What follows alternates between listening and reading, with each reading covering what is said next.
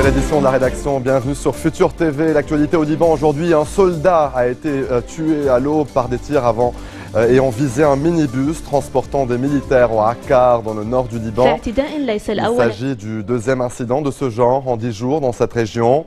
Dans un communiqué publié, l'armée indique que le soldat Hachem est donc âgé de 19 ans, avait rejoint la troupe le 3 juillet 2013 et a été décoré de plusieurs médailles. Le 9 octobre dernier, c'est le soldat Milad Mohamed Issa qui avait été victime de tirs à Rihaniye dans le Akkar. Un autre soldat avait été blessé. 2 jours plus tôt, un soldat était mort dans l'explosion d'une bombe artisanale à Tripoli, dans la même ville. Le 23 septembre, un autre soldat avait été tué par des miliciens ayant ouvert le feu sur une position de l'armée à Bedawi. 2 autres soldats avaient été blessés dans l'attaque. Et puis sachez que plus de 35 ressortissants syriens ont été arrêtés par l'armée aujourd'hui lors de perquisitions aux abords des localités de Biré, de Kherbit Daoud, au Akkar, selon l'agence nationale d'information. Ces arrestations surviennent donc quelques heures après l'assassinat du soldat Jamal Hachem. Le leader du Parti socialiste Walid Jumblat est entretenu aujourd'hui à Ma'arab avec le chef des forces libanaises Samir Jarja. La rencontre ça a été axée notamment sur les tractations en cours en vue de l'élection d'un nouveau président de la République. La présidence est vacante depuis le 25 mai, date de la fin du mandat de Michel Sleiman. Le chef du Parlement, Nabi Berri, avait convoqué les députés à une première séance plénière le mercredi 23 avril. Celle-ci n'a pas débouché sur l'élection d'un nouveau président, aucun des candidats n'ayant obtenu le nombre de voix nécessaires. Et tous les tours suivants ont tourné court, faute de quorum. Une nouvelle séance est prévue le 29 octobre. La bataille de Kobané en Syrie dure depuis maintenant 1 mois. La coalition menée par les États-Unis poursuit inlassablement ses frappes autour de cette grande ville kurde du nord de la Syrie et frontalière de la Turquie. Ces raids ont permis ces derniers jours de freiner l'avancée des combattants du groupe État islamique, selon les Kurdes. Par ailleurs, à Washington, le département d'État a indiqué que des responsables américains avaient eu pour la première fois la semaine dernière des contacts directs avec des Kurdes du Parti de l'Union démocratique. Ce groupe syrien est directement lié aux Kurdes du PKK turc. C'est pourquoi Washington n'en est pas encore à envisager d'armer ces milices. Des armes et des munitions, c'est ce que réclament pourtant les combattants kurdes pour continuer à résister à l'assaut des miliciens et des militants extrémistes sunnites. Ces derniers contrôlent au moins la moitié de Kobané. Et malgré les frappes aériennes, les djihadistes de l'État islamique ont encore fait des avancées importantes, cette fois dans la province irakienne d'Al-Anbar. Ce sont les militaires américains eux-mêmes qui le reconnaissent.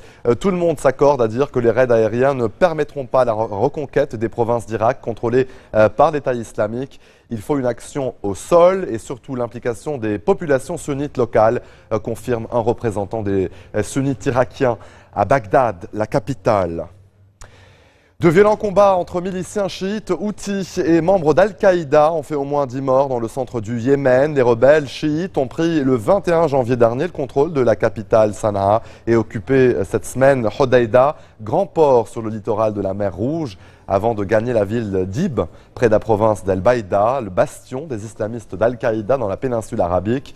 Jeudi, un convoi de combattants houthis qui se dirigeait vers la ville de Rada, à 130 km au sud-est de Sanaa, a été bloqué par des hommes d'Ansar el-Sharia, la branche locale d'Aqpa, selon des témoins. Des miliciens chiites auraient été tués dans les combats. Restez des nôtres, on se retrouve après cette très courte pause. À tout de suite.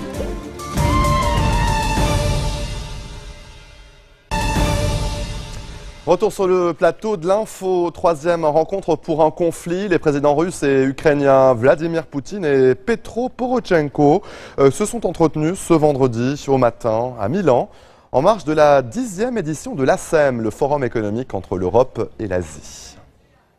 Une semaine après cette poignée de main entre Petro Porochenko et Vladimir Poutine à Minsk, un cessez-le-feu est signé entre la rébellion pro-russe et Kiev. L'image des 2 chefs d'État presque côte à côte sur la photo de groupe avait donné de l'espoir.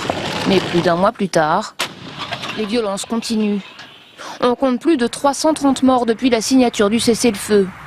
Selon l'OTAN, les 17 600 soldats russes postés aux frontières ukrainiennes n'ont pas bougé. Alors, nouvelle rencontre au sommet ou pas, cela importe peu à ces habitants de Donetsk. Ces discussions ne vont rien changer. Tout va continuer de la même façon. C'était le chaos, ça restera le chaos. L'Ukraine et ses alliés européens demandent à la Russie de ne plus soutenir les insurgés, mais difficile d'obtenir des garanties. Le problème, c'est que Poutine a perdu sa crédibilité en Occident, car il est vu comme une personne à qui on ne peut pas faire confiance, qui dit une chose et qui en fait une autre. Les Européens maintiennent donc la pression avec les sanctions économiques imposées à Moscou. Mais de son côté, Vladimir Poutine sort la carte de l'approvisionnement en gaz. Peu avant son arrivée au sommet de Milan, il a menacé de réduire, voire couper, le robinet à gaz vers l'Ukraine si une solution n'était pas trouvée pour régler les factures du pays. Une façon de rappeler que l'Europe achète 30% de son gaz en Russie et qu'il transite justement par les gazoducs ukrainiens.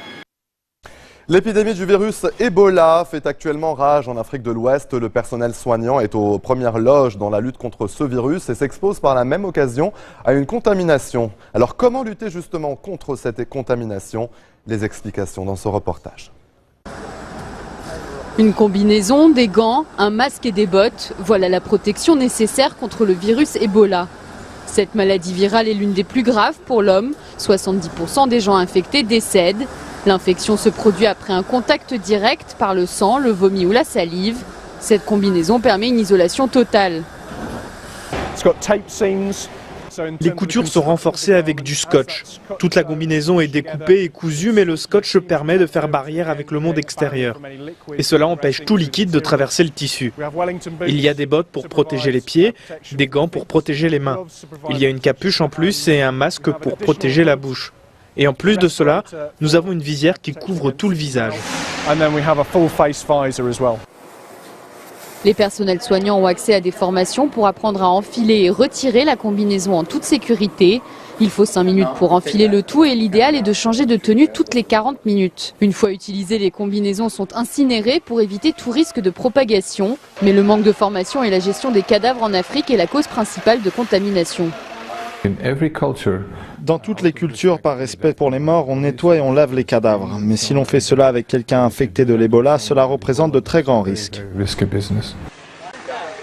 Le virus touche également de plus en plus durement les personnels de santé. Plus de 120 en sont morts en Guinée, au Nigeria et en Sierra Leone, sur 240 personnes ayant développé la maladie selon l'Organisation mondiale de la santé. Des personnels soignants ont été touchés en dehors de l'Afrique, comme l'a montré le cas récent de l'infirmière espagnole. Mais là, comme dans tous les autres cas, c'est le non-respect des mesures de précaution qui a entraîné la contamination. À Tripoli, la révolution passe par l'art, le breakdance et le hip-hop. Des jeunes de tous les quartiers se retrouvent pour briser le cycle de violence, car derrière ces cours de danse et de chant, Tripoli a connu ces dernières années de nombreux affrontements liés au conflit syrien. Reportage. L'entrée de Tripoli. Ici, la révolution passe par l'art, le breakdance et le hip-hop. Des jeunes de tous les quartiers de la ville se retrouvent pour briser le cycle de violence. Car derrière ces cours de danse et de chant, Tripoli a connu ces dernières années de nombreux affrontements liés au conflit syrien, en particulier entre le quartier alaouite de Jabal Mohsen, pro-Assad, et le quartier sunnite de Bab el-Tabaneh, anti-régime syrien. Né il y a 2 ans, le collectif Cross Arts rassemble des jeunes des 2 quartiers ennemis derrière un projet artistique. Chacun parle de son quartier et garde sa propre identité. Mais ensemble, nous formons la révolution hip-hop de Tripoli. Ici, nous nous réinventons, nous travaillons ensemble pour donner une voix à Tripoli contre la violence, contre le sectarisme et contre l'opposition entre Jabal Mohsen et Bab el-Tabaneh. Les textes de leurs chansons parlent de leur monde, un monde plein de détresse. Issa Naman, sunnite de Bab el-Tabaneh, et Youssef Ibrahim de Jabal Mohsen travaillent ensemble. Il y a quelques mois, ils ont vu mourir un enfant dans les bras de sa mère.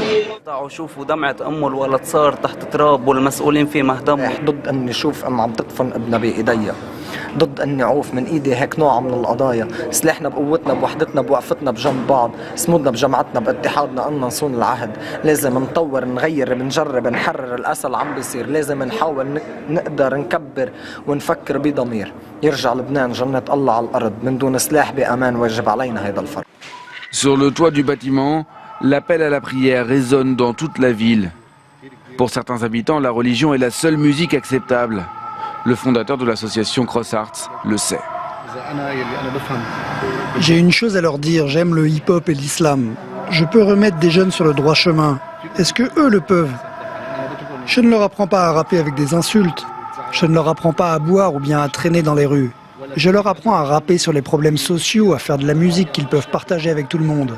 Alors si eux peuvent faire la même chose, je leur dis allez-y, j'applaudirai.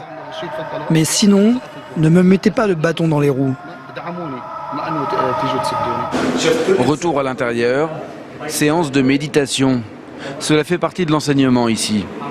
Chacun leur tour, les jeunes formulent un vœu. Évidemment, la plupart souhaitent réussir dans la vie. Mais grandir à Tripoli signifie que rien n'est garanti, pas même l'électricité.